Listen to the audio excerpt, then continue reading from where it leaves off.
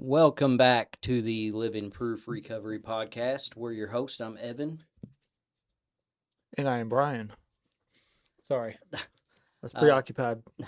Before we get going, we just wanted to, um, ask everybody to keep one of our friends, Chris Martin, in your prayers and his family. Unfortunately, he did pass away this week, and he's such a good dude. Yeah, for sure. Such a good guy, and we had some good times with him and some good memories that we can hang on to. So if For everybody sure. could just keep his family in your thoughts and prayers, and we'll go ahead and get into this. Tonight we're going to break down the 12th step and kind of talk about that a little bit. So we'll go ahead and dive right into it. I'll let Brian kind of kick us off. All right, so I'm just going to read the step, right? So we have a foundation of where we're starting from here. So, step 12 reads, having had a spiritual awakening as the result of these steps, we tried to carry this message to alcoholics and to practice these principles in all our affairs. Right. So, let's just start by just breaking what it says down, just line by line. We'll just kind of look at it that way. So, having had a spiritual awakening, so that's Yep. telling me by the time that I get to the 12th step that I should have already had it. That I should Correct. have already had this. That it's not something that once I complete the 12th step that I have, because we never complete the 12th step. It's something that we continue to do. So the prerequisite is that I need to have had this spiritual awakening Right. or spiritual experience or Mhm. psychic change. These things are all synonymous, they're all the same thing, right? So, I've heard people say, because it does say in the back of the book that it kind of differentiates the spiritual experience and the spiritual awakening, but they're the same thing. They just Yep. come about in different ways, right? Yeah. For everybody, it could be something different. Yeah, but they mean the same thing, Mm-hmm. right? Because an educational variety is what they refer to as a spiritual awakening. That still is an experience that is spiritual, Mm-hmm. right? So it's the same thing, Yeah. right? It's just they come about in different ways in different people, Yeah. right? Mm-hmm. So I guess let's talk about like what is a spiritual awakening. So I think one of the easiest ways for me to put it, because I've had a lot of sponsees that when we get to this point and then we're discussing the 12th step, and that's what they're like, well, I don't know if I've had like and they think of it as they hear these stories of the I'm sitting on the lake and the light was shining on me in this moment and I felt the spirit and all these things, and then they're like, but I've never had something like that. Mm-hmm. So the easiest way for me to kind of explain it to them is like, okay, like maybe you've never experienced something along those lines, but have you built a relationship with God of your understanding in a way you've never done before? Are you has your life transformed? Are you still lying, cheating, and stealing? Right. Are you still out here harming people? Are you like intentionally harming people? Are you, these character defects, like all these things? Like what has your life changed though? And they're like, well, yeah. And I'm like, well, that's an awakening. Yeah. You're no longer out here robbing the liquor store or the dope man. Right. You're not lying to your wife and stealing and draining your bank accounts and doing all the things we used to do. Like that is a form of a spiritual awakening, Mm-hmm. a complete psychic change.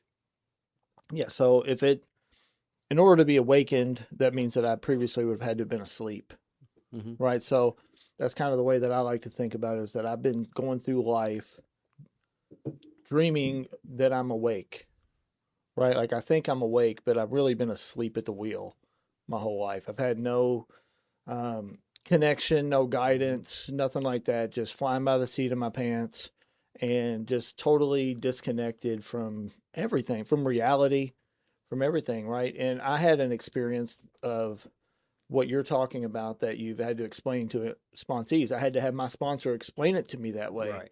because, like as alcoholics, we like to, or just people in general, a lot of us, but especially alcoholics, we like to overanalyze things and make things mountains out of molehills, make them more difficult. I have to completely understand this.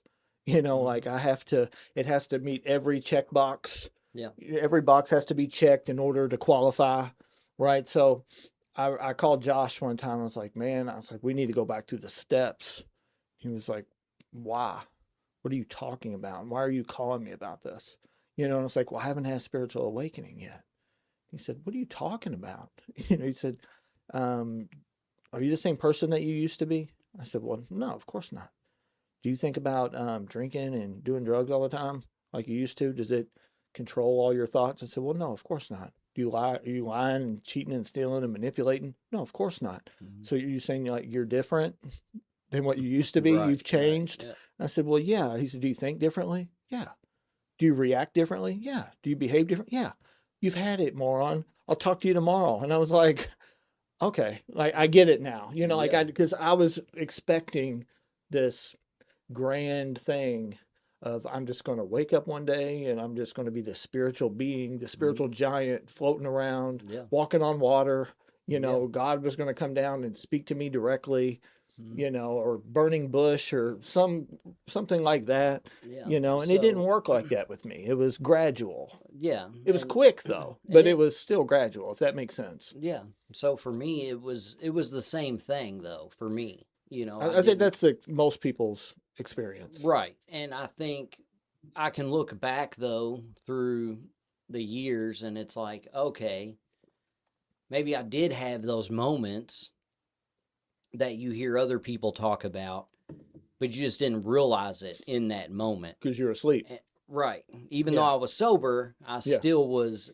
So I remember, I guess it was about, 2, 3 years ago, maybe.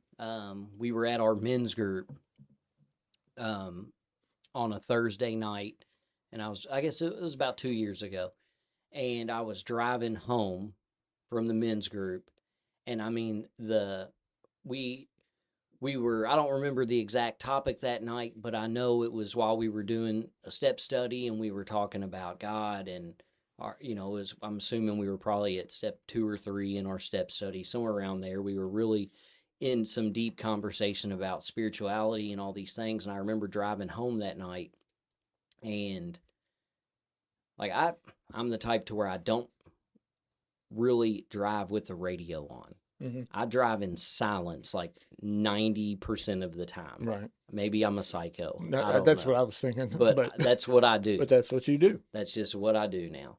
And I just remember driving home that night, and the skies were terrible. Like it was about to just come down, storming. And I remember just driving down Bardstown Road and just looking at the sky like, man, this is crazy.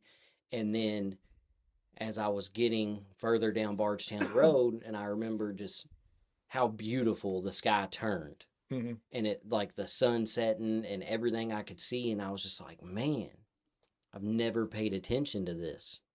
And it was, I felt something different, and I was like, maybe that was my moment. I don't know. Right.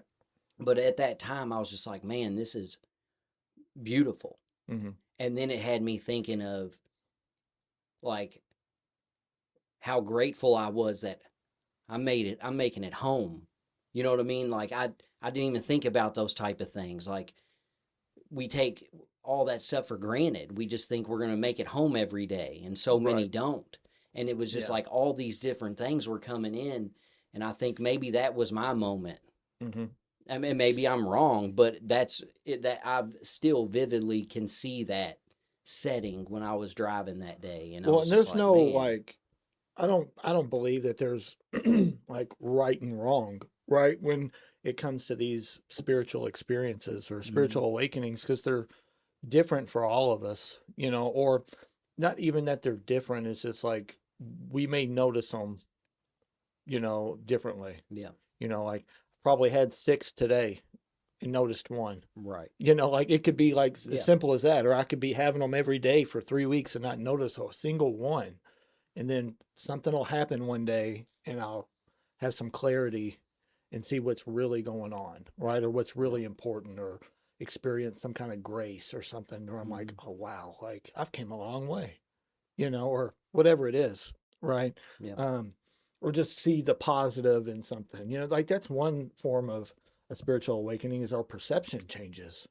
You know, I start to Mhm. look at things differently than the way I used to, Yeah. right? That's, um, so it said, having had a spiritual awakening as the result of these steps, right? So that's given me a guarantee right there, Mhm. is that if I work these first 11 steps, that I will, the result of that will be a psychic change. Mhm. It will be a spiritual experience. Really, the first 9, right? Yeah. Because, but you know, if I work the steps, then I will have this. Mhm. Like, there's just no, and I haven't met anyone yet that hasn't had it. That's done the work. But right, that That's also done it. means to have thoroughly done the work. Correct. We can't half-ass it and No. expect to have this experience. Yeah. Yeah. You need to follow instructions. Mhm. It's like, it's that simple. Like, Yeah. what's it say to do?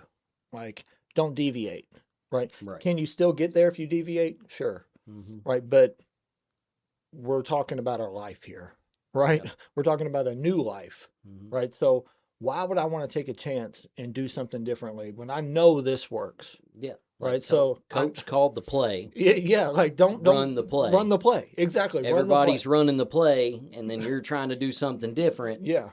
Usually doesn't go very well. Yeah, and Just run the play. and it could work out, right? It could Yeah. work out, but here's where that's troubling, right? Say you're supposed to run an out route and you run an in route and it works. Well, what does that register to you? Oh, I can just do this my way, right? So now going forward, I'm going to teach people, hey, don't listen to what coach says. Do your own route, do your own thing, take your own path, right? And then eventually that's going to cause harm to somebody, right? So we have to be responsible about this stuff.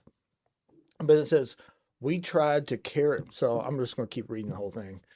Having had a spiritual awakening as the result of these steps, we tried to carry this message to alcoholics. So let's break down that line. We tried to carry this message to alcoholics. Yeah. Not so the program. Yeah. This. Yes. Right? No one can see us what we're doing right now, but I'm pointing Right. at this book, right? Right. This. Right. Yes. So carry this message to alcoholics. You know, once we are properly armed with the facts, we can go out to try to help other alcoholics. Mm-hmm. This is the only way I know how to help other alcoholics. So why would I go and try to carry a different message? You know, this is the playbook. Yeah. Just like I said, this is the playbook. So we have to carry this message and the experience, strength, and hope that God has given us through this program and this fellowship. Yeah, because it says this message, right? Not my message. Right. Right. My message might kill you. It damn near killed me. Right. Like, so my way of doing things never worked out. Yours didn't either. No. Right. No. And newsflash, whoever's listening to this, yours probably didn't either. Yeah. Right. So that's why we need to just stick to the basics. We don't need to add a bunch of fluff. We don't need to add a bunch of fancy, busy work, you know, like now, I mean, that stuff's okay. It's not wrong to have someone do something that's not in here, but they need to do those things in addition to doing what's in here. Right. It's like, don't start taking things out of here and then replacing it. inserting 90 meetings in 90 days or avoid the liquor store or put the plug in the jug or whatever. All these dumb fucking things. Halt. Don't get too hungry, angry, lonely, or tired. Yeah. Like, I'm sorry, but I drank when I was full. I drank when I was happy. I drank when I had people around me. And I drank when I was full of energy. So I don't need to worry about that stupid shit. right? I'm sorry, but I can't stand that kind of stuff. Yeah. But it's okay to watch for that stuff and add it to if you want to, but not instead, right? Right. Because like I said, why mess with what works, Yeah. right? Like if it's not broke, don't fix it. Mm-hmm. This thing has not this first 164 pages of this book has not been changed since 1939. Right. That tells you there that it works, Mm-hmm. right? So why are we shuffling things around? You Yeah. know, we don't need to, and that just confuses people. Yeah. You know, like so but that may work for one person. Right? I'm not saying it can't, but then you get somebody like me or you, and then try to carry on your message to us, Mm-hmm. you know, in a different way, and it might not work, but this will, Yeah. right? So, And even though I've read this book countless times and have worked the steps many times with a sponsor and groups, our men's group together, like I run into that where I am sponsoring someone and they ask me a question and I don't know the answer. yeah, you don't have to. And instead of me just pulling some shit out of my hat, Yeah, I got to look smart. I got to look smart. Yeah. I just tell them, I don't know. Let me find out real quick. Yeah. And then I can go hunt for it. And if I can't find it, I've got several people in my life I can call and ask. Like, you know, it's about carrying this message. So I don't want to mix the message Yeah. with what is in my head versus what is in black and white on those pages. Right. So, do you remember that game that probably used to play like in school as a kid, telephone? You know, you got a bunch of people around and you whisper something to the first person, they turn around and repeat it to the next, and they turn around and repeat Yeah. it. And then by the time it gets to the end, the message is totally changed. Yeah. Well, that's what's happened in our program and in our fellowship. Is like we have this beautiful message that's time tested, it's proven, but then I think I can do it just a little. I can make it a little bit better. Mm-hmm. So I'm going to add this little twist to it. Well-meaning, like people doing this aren't trying to hurt people, right? They're Yeah. trying to help, right? Yeah. But then they tell the next person, and the next person goes, you know what? I'm gonna change this. I'm gonna tweak it a little bit, and then they tweak it. Then the next person tweaks it, and then before you know it, it's you got to avoid slippery places and slippery things, and you got to do all these. Yeah. Your triggers and So halt and all Well- this stuff, and you're like, where's this coming from? Well, that's how it happens. I think for me, one of my biggest pet peeves about something that people twist in the message Mhm. is step 6 and 7. Yeah. It really it bugs Does it me irk you? because with just a little research we can find out what that means, and it's the same thing. Right. It's just You're talking about a defect versus a shortcoming. a defect versus a shortcoming. Literally, just a little research, you will find that Yeah. Bill says it's the same exact thing. I just didn't want to repeat the verbiage in Yeah. back-to-back steps. I mean, In one, we are willing to remove it. In the next step, we are asking God to remove it, right? And people come up with these twists on it. And they're like, well, no, this is the defect, and this is what the defect means, and this is what the shortcoming means. it confuses people. And it confuses people. And then you hear it in meetings where people are like, well, no, this is this, and now I got to do this for this. And I'm like, no, there's a reason why 6 and 7 is one paragraph. Yeah. There's a reason. Yeah. It's the quickest step. There's a reason. Like it's So on the subject of pet peeves. Okay. Okay, I've got several. But it kind of ties in with what you're saying. Is a big one for me is people that take people through the steps through the 12 and 12. Right? Because that is not what the 12 and 12 is for. The 12 and 12 is a very good book. It's it's full of good information, right? Not shitting on the 12 and 12. Like it's a good book. But the problem with it is that book was written by a guy when he was like 16 or 17 years sober on what the steps meant to him then. right. But then you got a guy who's 3 days sober.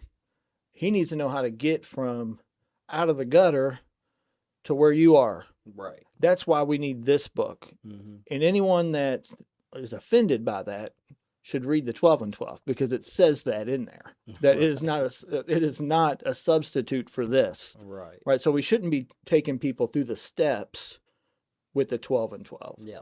Right? It's fine to study it. Like that's great. Get as much knowledge about the steps as you can. Like that's fine, but go through the steps in this book. Take the directions from this book.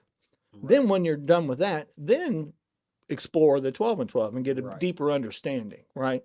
Yeah. So, but yeah, same thing. All right, so then it says, and to practice these principles in all our affairs. What do you mean?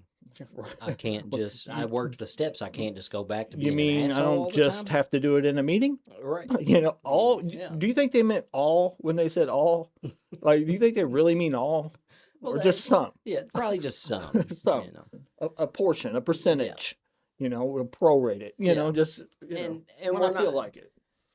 We're not gonna do this thing perfectly. No, absolutely not. You know, we're not. But the point is, we try to practice these principles in all our affairs. We're gonna fall short. There's no way around it. So what principles? Every step has a principle that we should be learning along the way. Yeah, every step is a principle. Right. Yeah. You know, from honesty and willingness and brotherly love and, you know, humility and, you know, we learn all of these different principles and you know, it's to practice that. Mhm. You know, show compassion to someone, like brotherly love. Like I shouldn't just run around being a dick. Yeah. Like, you know, I learn all these things. But it and feels so good sometimes. it does. You know, we're never gonna do all these things perfectly. and It really that's- doesn't though. It does for like 30 seconds and then I feel like shit for being Yeah, a and then dick. I'm like, why'd I do that? Yeah. Like, you know, so we just have to try and practice these principles that to the best of our ability, Mhm. you know, and when we do, well, that's the thing. That's why we have step 10, Mhm. right? Because when we do fall short, we should be inventorying that daily, and we should know, well, looking back at our day, like, okay, I Yeah, fell so short in that aspect. The you the know, principle behind step 10 is discipline, right? Like Right. it's never a bad thing to have discipline. no, You know, like I mean, all these principles are the opposite of what we used to be. hmm Right. And that's something that I try to explain to guys when when I break down, because I kind of give guys like an overview of what they're signing up for. You know, like, hey, this is what we're doing. This is what the process looks like. Is this something you're willing to do? Right. Because if you just ask them, like, you want to do these, you want to do the steps? Yeah. I'm willing to go at any length. I'm like, okay, well, let's look at what that looks like. Right. And then let's look at what that brings about. hmm Right. So, and I'll go over all those principles with them. You know, the honesty, the hope, the faith, the courage, the integrity, the willingness, the Yeah. responsibility, the act of service, Mhm. right? But then we'll also look at the opposite of those things. Like, so the opposite, easy one, right? Honesty, Mhm. being dishonest, right. right? Hope, opposite of that is being hopeless, hmm right? Integrity, like courage, fear, you know, like all Yeah. these different things, right?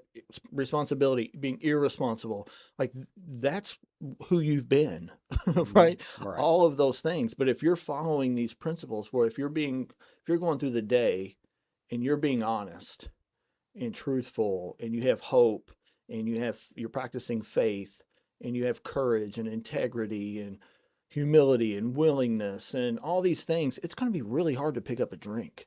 Yeah. Right. If you're doing those things and you're practicing those things, it's going to be really hard to go back out. Yeah. Right. So it's kind of like that's how the steps deliver this. Right. It's like it changes you at a cellular level. It changes how you think and how you act. Right. So, but in all of our affairs, that means that I can't just be a spiritual being in an AA meeting.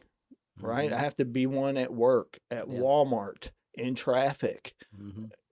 especially in my home, Yeah. right? Like, especially in my home, you know, with strangers, you know, like Mhm. I can't go around just piecemealing like when I want to be this person. Right. You know, like it doesn't work like that. Now, there's times when we fall short, for Mhm. sure, right? But as a whole, I should be striving to practice these things. And that's a key word there, practice. Right. You know, it's not like, oh, well, I screwed up today, so I guess I'm a failure. No, like Yeah. you're going to screw Because up. just because we work through these steps doesn't mean We're we're now God. perfect. Yeah. Like Yeah. that's not what we're saying here. Yeah. It's just about practice. That's literally what it says. Well, think about it. So in steps 6 and 7, we're asking God to remove these defects of character, right? So in 6, we ask, and in 7, we say a prayer, Mhm. you know, and if he were to remove all of them, we wouldn't need him anymore. It'd be perfect, Mhm. right? So that's why I think they don't all get removed. Right. You know, it's because then I don't need him anymore. Mhm. I'm perfect. Right. You know. So all right, so let's go. So they That's all right. devoted, go ahead. No, I was going to say, just like I was going to ask you, like, with that being said, why do you think it is that a lot of people get to this point and then they just think they're done? Because in reality, we never complete the 12 steps. Right. We never finish them. Yeah. If we are doing it the right way, Mm-hmm. it tells you there. We carry this message, practice these principles in all our affairs. Yeah, we have to keep practicing. Because which that's like the most ultimate form of selfishness. So why do That's you right where I turned to? right? Yeah. So why do you think that is? Why do you think people do that? So I think this is there's a couple different like reasons or the splinters off a couple different ways, right? Like the first one is what you just said. It tells us on page 62 what the root of our troubles is. It's selfishness and self-centeredness. If you get to the end of the steps and your attitude is, well, I got what I wanted out of this, so I'm good. Screw you guys. I'm Mhm. out of here. I'm not helping anybody. Then you haven't had the awakening. Right. That something got missed along the way, right? Mhm. There's definitely something missing that you've left something out of your inventory, or you never really fully conceded that you were an alcoholic or something. Something's wrong with your foundation. Now, also, what do you think about it? The step, it says we, having had a spiritual awakening as a result of these steps, we carry this message to alcoholics and practice these principles in all our affairs. That doesn't necessarily mean that doesn't mean you always have to have a sponsee actively. Correct. A lot of people think that's what it means. That's not, right? Yeah. We can still carry this message without having a sponsee. Yes. Yes. We can obviously still practice these principles without having sponsees. Yes. But I do believe that at some point, so it does say in here, right, that I'm trying to think of how it words it, but it basically just talks about one alcoholic working with another. No, You know, yes, like absolutely. we I'm do, not but saying that's not the only. It's not like if I'm not 24/7 working with a sponsee, it doesn't mean that That's- I'm not carrying this message. that's what I was getting at. But at some as point, well. I do need to give that. I need to We have to sponsor someone. individually give it back to someone else Yes, as well. yes. Right, because it says, I can't think of what it says now. I'll come back to that because it'll come to me in a minute. But that's a good point, though, right? Because so Like just because selfishness, I'm not working with a sponsee right, doesn't mean I need to stop practicing these principles and stop carrying the right. message Yeah, until I get a sponsee. right. Because there's times where I will go lengths of periods of time without Mm-hmm. actively taking someone through the steps. That Yeah. doesn't mean that I get to lay back Yeah. and this is a form of carrying the message, what we do here Yes. every week. Mm-hmm. Go to meetings or even talking to coworkers, or there's Right. so many different ways to carry this message. Yeah, and you might sit down, you might go to a meeting, and before the meeting, say you do this for 6 weeks in a row. You go to a meeting and you're talking to some new guy before the meeting. and you're trying to help qualify him, trying to help him give himself, why are you here, buddy? Like, what's going on with you? Oh, you're drinking a lot. Oh man, I used to drink like this too, man. And then, oh, what happened? Oh, I worked these steps. Like, we can lead a horse to water, right? Yeah. But we can't make them drink. And Right. So I'm still carrying the message to this guy, Yeah. even though he may not be ready to receive it, Mhm. but I'm at least willing and I'm making an attempt. Right. And I find myself nowadays, I don't know if I'll say more, I don't know, but I find myself carrying this message to non-alcoholics Yeah. a lot, Mm-hmm. especially with coworkers. Never really thought about it that way. Yeah, that's true. I have several coworkers that we talk a lot about. They're involved in church, and we talk about how they go hand in hand together.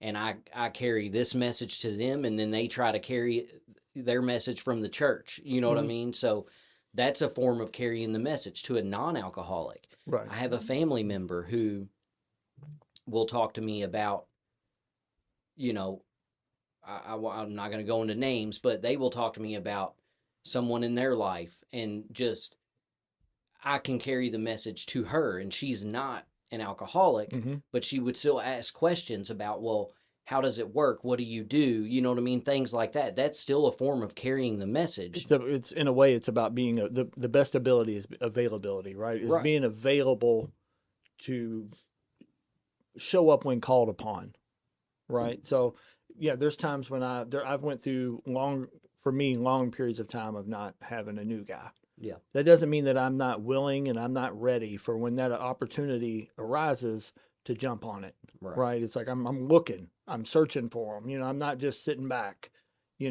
I put myself in positions to be of service. Yeah. Right. So we were talking about why do people not do this, right? So the first reason is because they're still full of self. They're still wrapped up in self. All right. Second reason, this is my opinion, is piss poor sponsorship.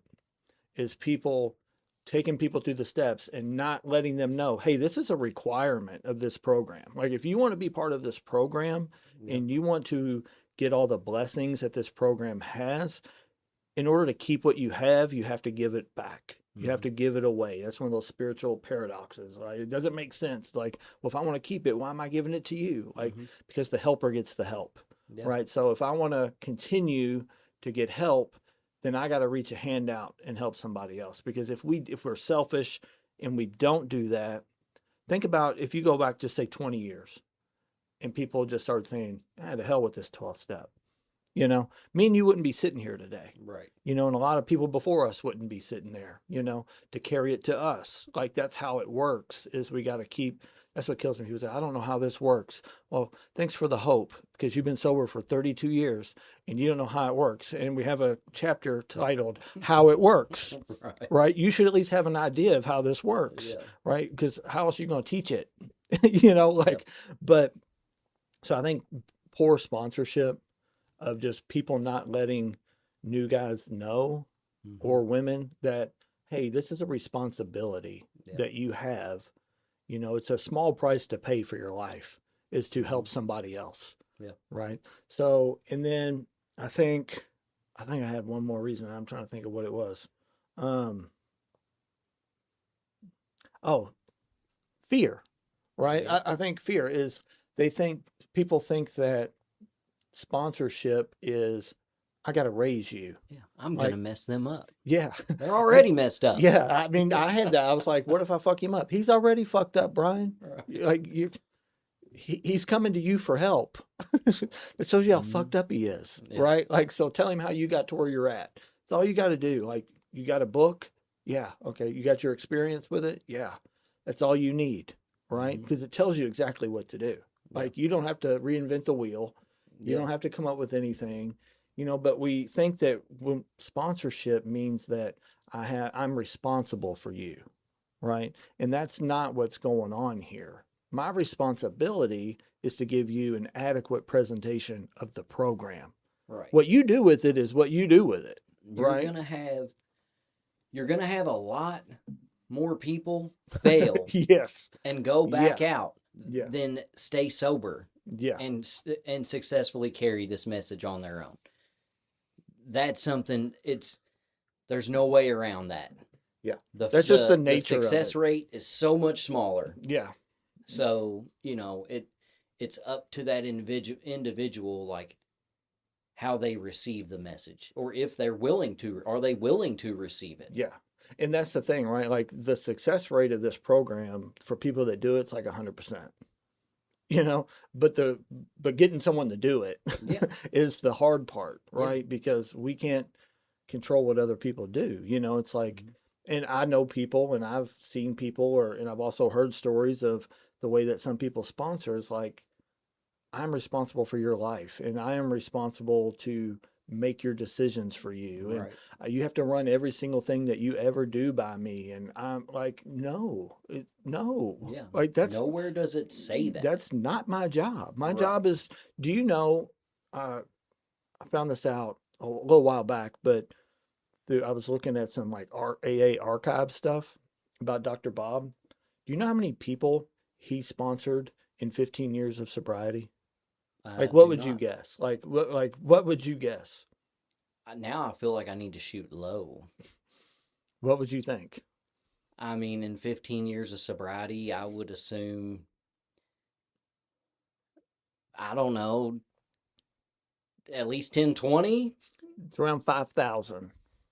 Oh, that's a lot. Yeah. I don't know the I was numbers. I've shocked. never I was looked like, at it. wow. In 15 years. How? I know. Well, here is how. Because the way that they used to sponsor back then is so much different than the way that we sponsor now. Right. And that's why they had such a high success rate. Because the way that he would sponsor people is he would get them and say, okay, we're going to do these steps in like a day or a week. Well, And yeah, then once we're done, it's your job to go get a new guy. I'm going to get another new guy. It wasn't like we're going to take our time. It Yeah. was on to the next Well, I one. mean, it literally in the book, they did it all in like a day. Yeah, and that's how he did it with guys, and they Yeah. had great success, right? Because think about it from the new guy's perspective. The new guy goes through this stuff quickly and thoroughly, and then within a few days, he's out helping somebody, right? Mhm. He's out helping the next guy, right? And what does it say? I had it in working with others. The very first line, practical experience shows that nothing will so much ensure immunity from drinking as intensive work with other alcoholics. That's why they're staying sober, right? Is because they're a week sober and out working with others, right? And then what Dr. Bob would do, he would go get another one. Take this guy 3 days or 1 day or whatever, get him, okay, go get you a new one. All right. And then he goes and gets another one. And then just constantly get new guys, right? I mean, that's the only way that you can sponsor that many people is to not Yeah. take them on to raise mean- them, right? Like, now I'm your daddy. Like, I've got to do everything for you and you got to, no, like, Right. we're not God. Yeah. It's like, why am I doing that? And that's like, That's why I think people don't want to sponsor because they think they're now responsible, like these people are their kids to yeah. raise them. I would have assumed it was a lot, but then the way you asked me, you had me questioning myself. Well, and when I was I like, saw maybe it, I was not, like, because this has then got I'm to be a like, typo. then I'm like, Dr. Bob, and maybe he's a busy man, and Right. you know what I mean? Yeah. So I was like, Working on buttholes all day. Right. I'm like, you had me questioning, but that's 5,000. Like, that's, It's impressive, right? Yeah. Like, I mean, yeah. that's why I was like, man, I mean, like, that's, I think I've sponsored somewhere around 25 to 30 guys, yeah. So, but I was like, holy shit. I mean, if you just do the math, it's like one a day. yeah, Some shit. I mean, 15 years is 5,475 days. Yeah. I'm telling you, dude was a boss. He was fucking getting after it. Yeah, Like, that's, so, I mean, because I've even heard people in AA say, like, if you have more than one sponsee, your ego's out of control. It's like, Yeah. what are you talking about, dude? Like, maybe if you'd sponsored a few more, I could sponsor a few less. makes me question my life. I know, right? Because I'm dude, like, I read that man. and I was like, you've got it. This has to be a typo. Yeah, because I'm over here and I'm like, I've got 3 kids and my wife and full-time job, and I typically only take one guy through Now, the that's the steps at a extreme, time. right? That's the Yeah, extreme. but I'm like, man, but one a day. yeah, That's but I'm just saying, like, that's the difference in how people used to be sponsored mhm, when the success rate was 75 to 80%, yeah. you know, that's documented. And if you look in the archives, like in Cleveland and Akron and stuff, like they were like 9 out of 10, stuff like that. You can't find a place anywhere sniffing 10%. Right. Like, I mean, that's a huge gap. You know what I'm Yeah. saying? Yeah. Like in the way that people are being sponsored. And that's the way that I sponsor guys now is like we get through the steps and I'm not like, you still have to call me every day. Like, Yeah. no, if you equate it to like, or compare it to like raising your kids, right? It's like when they're little, you got to watch everything they do. It's like, Just think. watch where you're going, watch where you're going. You're constantly eyes on them, right? Right. But then once they grow up, you should be able to back off some Yeah. and let them live their life. So Same way think with about that. sponsees. Think about like what is the population count in Akron, Ohio? I don't know. I have no idea. I have I don't have no service down here. I was going to Google it, I'll Google. but I'll it Google. just I'll makes me wonder. Google. Like, it just makes me wonder. Like, if we had carried on the way Well, he that probably. he did, I'm sure he like, probably sponsored how people many? outside of Akron too. I Well, would I'm think. just using that as because Yeah. I know I don't know where it ranks now, but I know at one point Akron was like really bad for Yeah. overdose Mhm. deaths and like this such it was such a Yeah. bad area. Like, would you know what I mean? Like, could we have just spread the message out there if it would have kept going the way it did back then? Yeah. You know? And this, from what I've read, right, and what I've learned, is like the reason for this, when this all changed, was when treatment centers came into play. Well, yeah, Right. because now we're gonna pamper and baby everybody. Yeah. And you can't charge for this, Yeah. but you can charge for craft hour. We're going to make mittens, Yeah. it's moccasin hour, Yeah. like yoga. There's nothing wrong with all these things, right? Like, but it's a different message Mhm. that people are getting, right? Yeah. And then, so you go in a place like that, even today, you go in a treatment center and you get this fosters this idea of what AA is. Yeah. And it's been turned into a group therapy session. This is where I go for Well, my because problems. yeah, that's because you go into these treatment centers and you see The format. you see the 12 steps and the 12 traditions hanging Right. on the walls, but they can't teach it Yeah. there. I know, it's so frustrating. Like, they can't teach it Yeah. because then they can't make money that way because it's not accredited curriculum. Yeah, it's like to the one build. thing that we know works, we can't Yeah. use as a solution. Yeah, so we're going to tell you about it, Yeah. but we can't teach it to you in here. Yeah. So we're going to do these other things instead, and we're going to talk about your triggers And your feelings. and your feelings, Yeah. and we're going to beat on these drums and shake these damn We're gonna make maracas origami, and- right? and- yeah. So that's just how it goes. You Yeah, know? we're gonna share, Yeah. so, but I mean, and all that stuff has value, right? Like, I'm not shitting on therapy or any of that stuff. All that stuff is important. Like, if you can get therapy, get it, like, but it's not a treatment for alcoholism. Like, that's the difference, right? And It I can wish help it you with was- a lot of other issues, Mhm. but it doesn't treat alcoholism. Just no more than meetings treat alcoholism. Right. Meetings they're not supposed to. Right. The program is supposed to. And that's kind of where we've gotten off the page.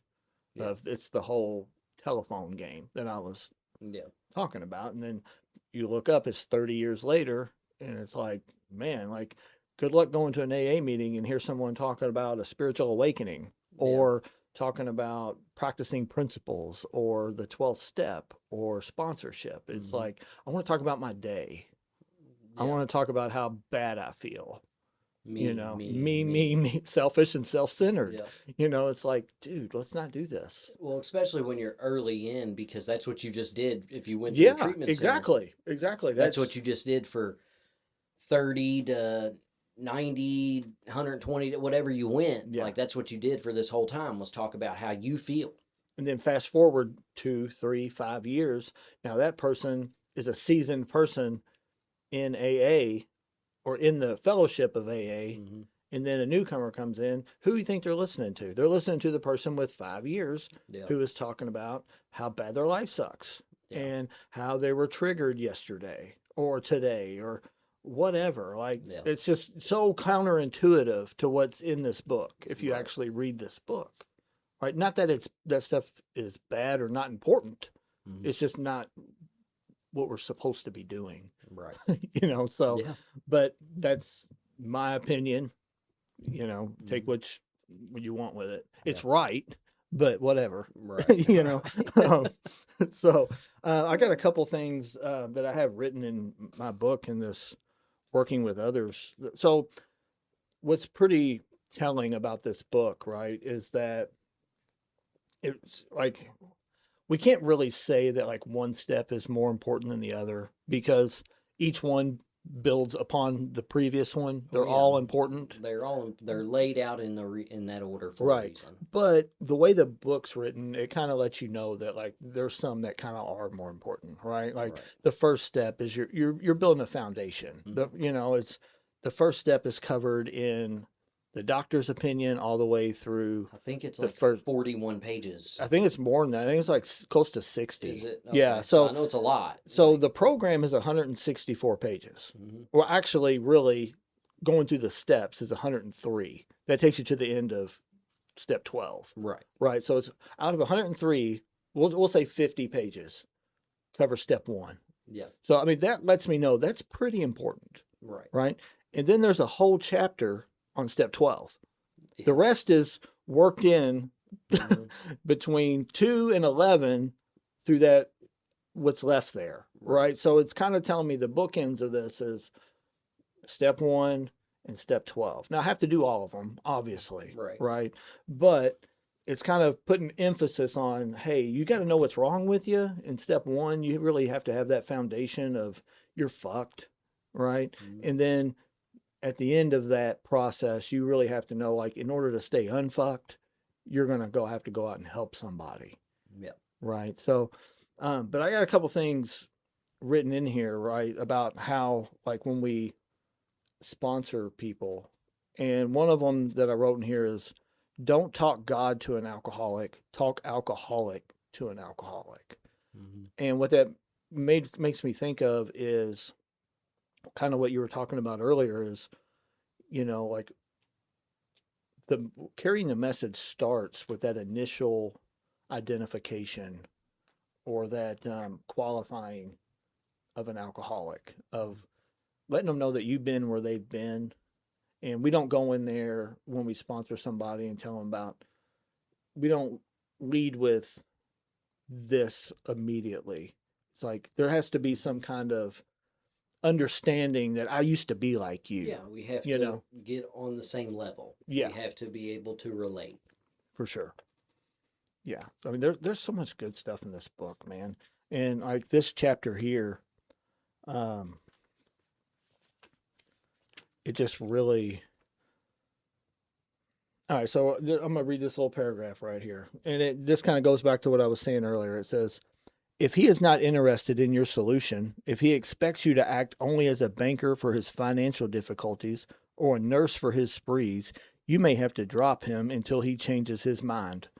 This he may do after he gets hurt some more, right? And I just wrote off to the side, it's not my job to fix your life, Yeah. right? Like that's not. So if we go back a little bit, what we were talking about earlier about why people don't want to do this, right? It's because they don't want to screw them up, or they don't want to have to give all their time. Well, if we're doing this the way the book says, neither one of those come into play. Like we do spend some intense time up front in the beginning, right? But once we get through this work, that's why like it's so beneficial to go through it quickly.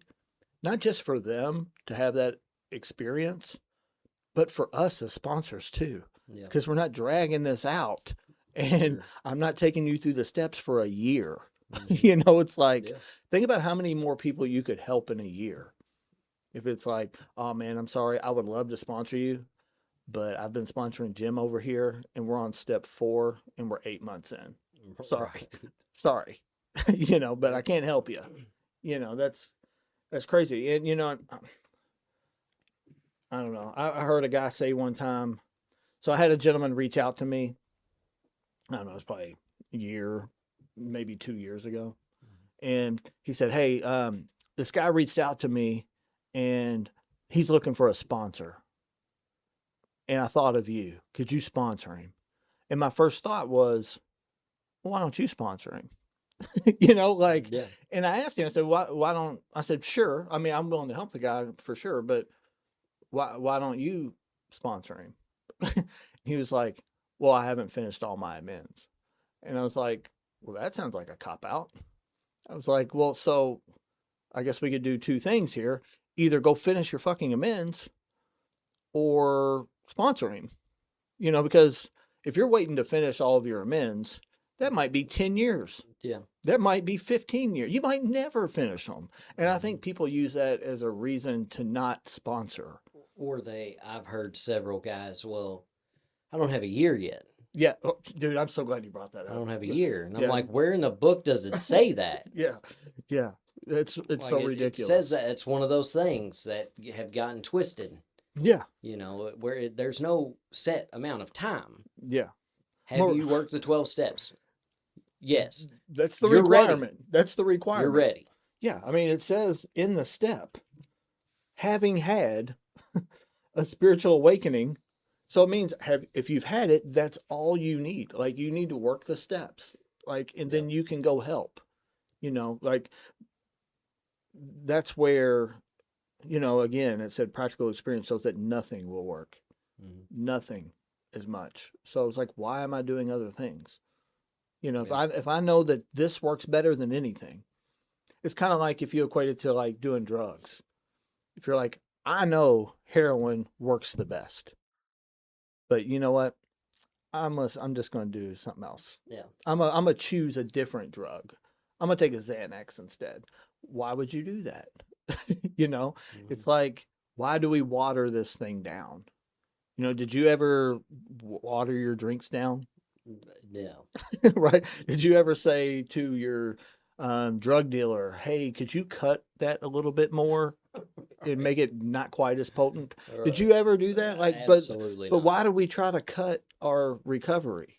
Like, why do we try to Mhm. water it down? Like, it doesn't make sense. Like, this will never make sense to me. Like, I wish we could have someone on here that could explain to me, like, why we would water the one thing that will give us life down. It's like, Yeah. we wouldn't tell someone, "Hey, water that chemo down, bro." Like, you need to take your time with that chemo. I know you may die, but go ahead and take your time on that. Yeah. Do one chemo session a month, until you do all 12. Right. That's asinine. It makes no sense.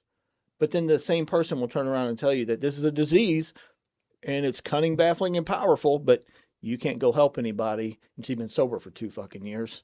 It's like, well, which is it? Like, it Right. can't be both. Yeah. You can't sit here and talk about how cunning, baffling, and powerful this thing is, and then say, well, the one thing that's going to save your ass, you can't do because you ain't been sober long enough. Right. That's dumb.